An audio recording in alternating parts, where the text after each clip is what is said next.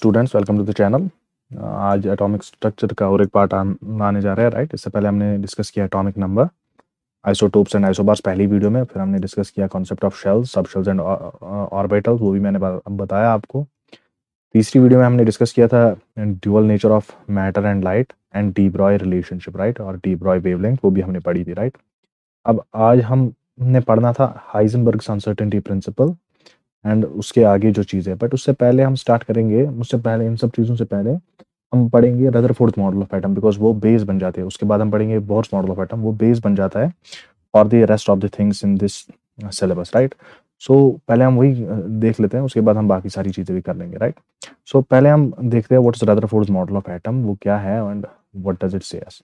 Right, इससे पहले जो हमारे पास मॉडल ऑफ एटम्स होते थे, वो सारे मॉडल ऑफ एटम्स होते थे, वो कहते थे दैट सारा का सारा एटम, उसमें सारे के सारे सबएटॉमिक पार्टिकल्स मिक्सड रहते हैं। राइट, प्लम पडिंग मॉडल आपने देखा होगा, बाकी सारे मॉडल जो भी आपने देखे होंगे, उनमें सारे के सारे सबएटॉमिक पार्टिकल, चाहे वो इलेक्ट्रॉन हो, चाहे वो प्रोटॉन हो, या चाहे वो न्यूट्रॉन हो, ये सारे के सारे उसमें बताए जा रहे थे। एक ही मतलब आपस में इंटर मिक्सड रहते हैं। राइट, और इसी तरह से neutrality of the atom maintain होती है।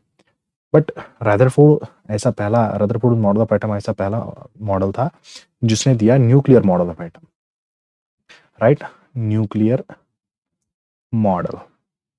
अब न्यूक्लियर मॉडल जो है, ये nuclear model it's one of the most important breakthroughs in chemistry, because nuclear model से हमें पता चलता है बीच में एक न्यूक्लियस होता है जिसमें पॉजिटिव चार्ज होता है, और जो इलेक्ट्रॉन्स होते हैं वो सराउंडिंग में रहते हैं। राइट, ये पहली बार बताया रदरफोर्ड मॉडल ऑफ एटम ने।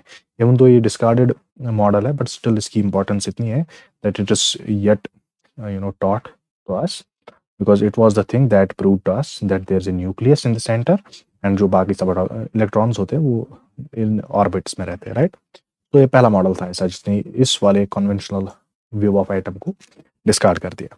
Now Rutherford model of atom ये किस पे बेस्ड है, we have to see that, हम वो देखेंगे।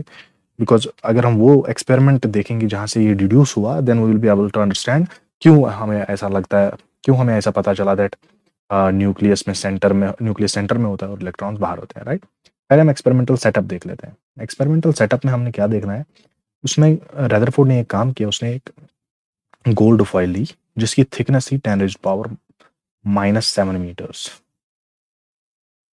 राइट, 10⁻⁻7 मीटर्स, ऑलमोस्ट एक एटम के डायमीटर के बराबर। राइट, ऑलमोस्ट एक एटम के डायमीटर के बराबर means 1 atom thick gold foil, 1 atom thick. ये इंपॉर्टेंट है यहाँ पे, इतनी सी पतली सी गोल्ड फॉइल उसने ले ली। Fine, after this what he did, उसने क्या किया, he used a screen to study the rays that he will be making incident on it. वो उसने एक स्क्रीन ली जिसकी वजह से उसको पता चलेगा, जिससे वो स्टडी कर पाएगा उन रेज को जो उस पे इस फॉइल पे इंसिडेंट करेगा। अब इसमें स्क्रीन की भी एक इंपॉर्टेंस है, बिकॉज PYQs में मैंने देखा है इस स्क्रीन के बारे में क्वेश्चन आया है एक बार। राइट, तो मैं आपको बता दूं, ये स्क्रीन जो है it is ZnS screen, zinc sulphide screen, जो कि एक फ्लोरेसेंट मटेरियल है, ZnS। Now what is fluorescent material? Fluorescent material वो होता है जो लाइट एमिट करता है जब हम उस पर कोई इंसिडेंट चीज डाल देते हैं। राइट, फॉर एग्जाम्पल यहाँ पर हमने कोई इंसिडेंट रे डाली, after some time it will glow over here, मतलब ये इंस्टेंटली तो ग्लो नहीं करेगा, बट आफ्टर सपोज 1 सेकेंड और सपोज हाफ ए सेकेंड ये ग्लो करेगा। Right, so that is fluorescence, इसका एक प्रॉपर्टी है ZnS। सो ये एक फ्लोरेसेंट स्क्रीन इसने ले ली। उसने क्या किया, इसके बाद उसने एक लेड बॉक्स लिया एंड उस लेड बॉक्स में उसने एक रेडियो एक्टिव मटीरियल डाल दिया, जो रेडियो एक्टिव मटीरियल इमिट कर रहा था what we call as alpha particles. अब अल्फा पार्टिकल्स आपको पता होना चाहिए, what are alpha particles? Alpha particles होते हैं helium nuclear, means alpha particles होते हैं 2 प्रोटॉन्स और 2 न्यूट्रॉन्स आपस में एक ही जगह पे। राइट, ये एक अल्फा पार्टिकल है, फाइन, जिसमें हीलियम न्यूक्लियस सिंपली। अब ये अल्फा पार्टिकल इसने इस पे इमिट कर दिया। अब इसके बाद ये तो हो गया एक्सपेरिमेंटल सेटअप। अब इसने एक्सपेरिमेंट को कंडक्ट किया। सो कंडक्ट करते वक्त यहाँ पर एक लीड होगी, फॉर एग्जाम्पल वो लीड इसने रिमूव कर दी, एंड लीड रिमूव करते ही यहाँ से अल्फा पार्टिकल्स निकले, and these alpha particles they स्ट्राइक्ड this gold foil, fine, they स्ट्राइक्ड this gold foil. अब यहाँ ये तो हो गया एक्सपेरिमेंट का कंडक्शन, राइट। अब इसके बाद इसमें ऑब्जर्वेशंस देखी उसने, देयर वर सम ऑब्जर्वेशन जो इसके बाद उसने देखी। पहली ऑब्जर्वेशन जो उसने देखी वो ये कि most of the alpha particle जो भी उसने स्ट्राइक किए वो तो सारे के सारे डायरेक्टली ही पास हो रहे हैं, वो सारे के सारे डायरेक्टली ही पास हो रहे हैं, रेयरली कोई वापस से डिफ्लेक्ट हो रहा है, most of them were getting undeflected. ये होगी पहली ऑब्जर्वेशन। दूसरी ऑब्जर्वेशन जो उसने देखी वो ये दैट कुछ अल्फा पार्टिकल्स थोड़े से एंगल पे, राइट, डिफ्लेक्ट हो रहे हैं, कुछ अल्फा पार्टिकल्स थोड़े से एंगल पे डिफ्लेक्ट हो रहे हैं। तीसरी जो उसने देखी वो ये कि उससे भी कम नंबर ऑफ अल्फा पार्टिकल्स इस एंगल पे, यानी कि ऑब्ट्यूस एंगल पे, सॉरी नॉट ऑब्ट्यूस एंगल पे, यहाँ पर ये एक्यूट एंगल बनेगा, इसके साथ एक्यूट एंगल पे ये इसमें डिफ्लेक्ट हो रहा है, right, with respect to incident ray. और बहुत ही कम 1 in 20,000 अल्फा पार्टिकल्स इस डायरेक्शन में वापस आ रहे हैं, that is 1 in 20K 80 degree rotation ले रहे हैं, 1 in 20K 180 degree rotation, 180 degree deflection ले रहे हैं, राइट। तो ये हो गया इसका observation. Now what he did is, इसके बाद तो कंक्लूजन निकालेगा वो ऑब्जर्वेशंस देख के, right. Now let's see what are the conclusions he made. Conclusions में उसने क्या कहा, उसने कहा सबसे पहले जो एक एटम है, बिकॉज बहुत सारे, फॉर एग्जाम्पल उसने डिड्यूस किया ये एक एटम है, तो उसने क्या कहा, उसने कहा most of the space, because ये सारे के सारे most of the alpha particles वो तो डायरेक्टली पास हो रहे थे, उसने कहा most of the space is empty, most of the space is empty, right. ये उसका पहला कंक्लूजन था, this was his first conclusion. After this उसने क्या कहा, दूसरा कंक्लूजन उसने कहा दैट जो पॉजिटिव चार्ज है वो एक बहुत ही छोटी जगह पे कॉन्सेंट्रेटेड है। क्यों? क्योंकि देखो यहां से एक न्यूक्लियस, कुछ उसने कहा जो पॉजिटिव चार्ज है वो एक ही जगह पे कॉन्सेंट्रेटेड है, बिकॉज कुछ रेज तो ऐसे डिफ्लेक्ट हो रही थी, राइट, और कुछ रेज यहां से आके, अल्फा पार्टिकल्स यहां से आके ऐसे डिफ्लेक्ट हो रहे थे, राइट। सो इस की बेसिस पे उसने कहा इतना ही वो स्पेस है जिसमें पॉजिटिव चार्ज होने की संभावना है, जिसमें चार्ज होने की संभावना है। वी कैन नॉट से, अभी तो हमें पता नहीं है पॉजिटिव चार्ज है या नेगेटिव चार्ज है, बिकॉज अगर पॉजिटिव चार्ज होता, फॉर एग्जांपल अगर ये नेगेटिव चार्ज होता तो फिर ये वाला इलेक्ट्रॉन आता, अट्रैक्ट होकर ऐसे चला जाता, और ये वाला अल्फा न्यूक्लिया आता है, अट्रैक्ट होकर ऐसे चला जाता, और ये वाला आता और ऐसे चला जाता, राइट। अब भी ये सेम ही रिजल्ट देता, राइट। बट उसने कहा कि चार्ज जो है वो यहाँ पे, दूसरी ऑब्जर्वेशन उसने कहा चार्ज एक छोटी सी जगह पे कॉन्सेंट्रेटेड है। अब तीसरा उसने कैसे कहा कि ये पॉजिटिव चार्ज ही है, बिकॉज बिकॉज बिकॉज एक अल्फा न्यूक्लिया ऐसा था जो कि 100% वापस आ गया, वो गया एंड इट केम बैक, वो आ गया और वापस आ गया, राइट। अगर वो वापस आया इट मीन्स ये पॉजिटिव चार्ज है। व्हाई? बिकॉज अल्फा पार्टिकल का चार्ज होता है पॉजिटिव, बिकॉज उसमें प्रोटॉन्स है ऑब्वियसली, तो वो पॉजिटिव चार्ज है। अगर ये नेगेटिव होता तो ये इसमें एब्जॉर्ब हो जाता, because positive and negative they will attract each other. But चूंकि अल्फा पार्टिकल जो कि पॉजिटिव चार्ज था वो वापस आ गया, दैट मीन्स जो न्यूक्लियस है, जो स्मॉल सी जगह है जहां पर चार्ज कॉन्सेंट्रेटेड है, वो भी पॉजिटिव ही है। तो ये उसने कुछ कंक्लूजन इससे निकाले, राइट। कंक्लूजन अपने एक्सपेरिमेंट से जो उसने निकाले ये थे वो, राइट।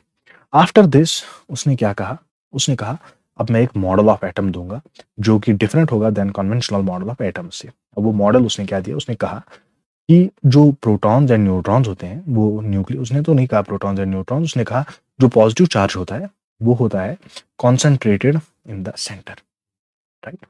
तो पॉजिटिवली चार्ज न्यूक्लियस होता है, तभी इसको कहा गया nuclear model of atom, nuclear model of atom, nuclear model of atom.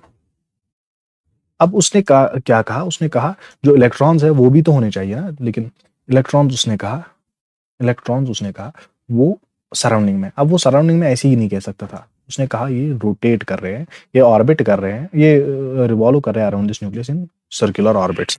अब ऐसा उसने क्यों कहा, बिकॉज ऐसा तो कोई स्टडी से वहां से कंक्लूजन आया नहीं, बिकॉज उसने देखा कि इलेक्ट्रॉन्स तो इसमें गिर नहीं रहा है, अगर वो एक ही जगह पे रहेंगे तो न्यूक्लियस उसको अपनी तरफ अट्रैक्ट करके खींच लेगा, पॉजिटिव चार्ज इलेक्ट्रोस्टैटिक फोर्स की वजह से, लेकिन वो तो गिर नहीं रहे, दैट मीन्स उनको कोई बाहर की तरफ कोई वापस चीज अट्रैक्ट लेके रखती है, and that is centrifugal force. That is why उसने कहा कि वो जो है सर्कुलर ऑर्बिट्स में रिवॉल्व कर रहे हैं इलेक्ट्रॉन्स, राइट। तो ये हो गया दूसरा कंक्लूजन। अब ये हो गया Rutherford model of atom, nuclear model of atom, जिसमें उसने कहा न्यूक्लियस पॉजिटिव होता है, पॉजिटिवली चार्ज होता है, बहुत स्मॉल होता है और बहुत ही और सेंटर में होता है, और इलेक्ट्रॉन्स जो होते हैं वो नेगेटिवली चार्जड है और वो सराउंड करते हैं न्यूक्लियस को और रिवॉल्व कर रहे हैं न्यूक्लियस को इन सर्कुलर ऑर्बिट्स। तो ये तो हो गया Rutherford model of atom, right. अब इसके बाद इसमें आपको इंपॉर्टेंट यह चीज याद रखनी है, इसका ड्रॉबैक क्या है, इसकी लिमिटेशन क्या है। देखो, इलेक्ट्रोमैग्नेटिक थ्योरी है हमारे पास, या क्वांटम मैकेनिकल थ्योरी है हमारे पास, इलेक्ट्रोमैग्नेटिक थ्योरीज है हमारे पास, राइट। वो इलेक्ट्रोमैग्नेटिक थ्योरीज क्या कहती है, वो इलेक्ट्रोमैग्नेटिक थ्योरीज कहती है दैट अगर कोई particle, charged particle, that is electron, sorry that is, just erase it, अगर कोई इलेक्ट्रॉन हो या प्रोटॉन हो, दोनों ही पॉजिटिव, दोनों ही चार्जड पार्टिकल्स है, राइट, दोनों ही चार्जड पार्टिकल्स है, अगर ये एक्सेलरेट करते हैं, अगर ये इलेक्ट्रॉन है और ये एक्सेलरेट कर रहा है, अपनी वेलोसिटी चेंज कर रहा है, then as per quantum mechanical model, as per electromagnetic theory, ये जो है ये इमिट करनी चाहिए रेडिएशन। अगर ये एक्सेलरेट कर रहा है, अगर वेलोसिटी चेंज कर रहा है, तो ये एक्सेलरेट कर रहा है, अगर वेलोसिटी चेंज हो रही है, डेल्टा वी मींस इसमें एक्सेलरेशन आ रही है, इसमें एक्सेलरेशन आ रही है, और अगर एक्सेलरेशन हो रही है तो ये होगा, इमिट रेडिएशन होगी, और विद टाइम इसकी एक्सेलरेशन कम हो जाएगी और ये रेडिएशन इमिट होना भी बंद हो जाएगा, राइट। अब हम देखते हैं न्यूक्लियस में, अब हम देखते हैं रदरफोर्ड मॉडल ऑफ एटम में। उसने क्या कहा, ये इलेक्ट्रॉन जो है ये रिवॉल्व कर रहे हैं विद कांस्टेंट वेलोसिटी, उसने कहा, लेकिन कांस्टेंट वेलोसिटी होने के बावजूद भी ये डायरेक्शन चेंज करे। एक्सेलरेशन तो वेक्टर क्वांटिटी है, राइट। एक्सेलरेशन आ सकती है दो चीजों से, या तो आप वेलोसिटी का वैल्यू चेंज कर दो, डेल्टा वी कर दो, चेंज इन वेलोसिटी कर दो। दूसरा भी एक तरीका है एक्सेलरेशन लाने का, एंड दैट इज आप चेंज इन डायरेक्शन कर दो, डेल्टा डायरेक्शन कर दो। अब ये सर्कुलर ऑर्बिट है, सर्कुलर ऑर्बिट है मींस ये हर पॉइंट पे अपनी डायरेक्शन चेंज कर रहा है, right.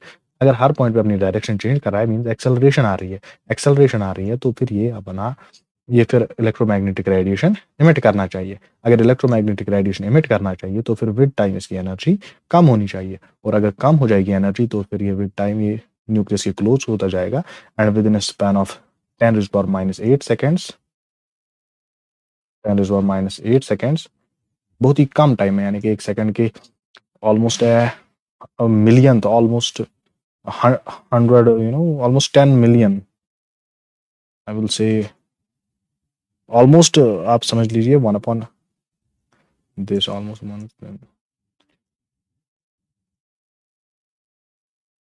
1 is 10 is 100,000, 10,000, 100,000, million, 10 million, 100 million, एक सेकंड के 100 मिलियंथ पोर्शन में ही ये जो न्यूक्लियस है, ये जो इलेक्ट्रॉन है, ये न्यूक्लियस में गिर जाएगा, राइट। एक स्पाइरल ऑर्बिट, एक स्पाइरल पाथ, एक स्पाइरल ट्रैजेक्टरी लेके, राइट। सो ये था सबसे बड़ा drawback of Rutherford's model of atom. इसके बाद रदरफोर्ड्स मॉडल ऑफ एटम के बाद बोर्स मॉडल ऑफ एटम आया, जिसने ये ड्रॉबैक जो है ये रिमूव करने में हमारी मदद की। वो हम देखेंगे बोर्स मॉडल ऑफ एटम जब हम पढ़ेंगे, but as of now Rutherford model of atom में आपको क्या चीज़ें याद रखनी होगी, जो इंपॉर्टेंट चीज़ है एग्जाम पॉइंट ऑफ व्यू से। सबसे पहली चीज़ तो ये ZNS स्क्रीन, ये आपको याद रखनी होगी, because ZNS screen fluorescent screen, इस पर PYQ मैंने एक देखा है, ये वो स्क्रीन होती है जो फ्लोरेसेंट्स दिखाती है, मीन्स इस पर एनर्जी डालती, ये वहाँ पर ग्लो होना शुरू हो जाती है, right, after some time. Plus आपको न्यूक्लियर मॉडल ऑफ एटम याद रखना होगा, प्लस आपको drawback of Rutherford model of atom याद रखना होगा, that is Planck's quantum theory को ये अपोज कर रहा है। प्लैंक्स क्वांटम थ्योरी के according it is not in accordance with Planck's quantum theory. So that's all about Rutherford's model of atom. Hope you liked the video. Make sure to subscribe to this channel, Neat Chemistry Cracks, and share it with your friends. Thank you very much.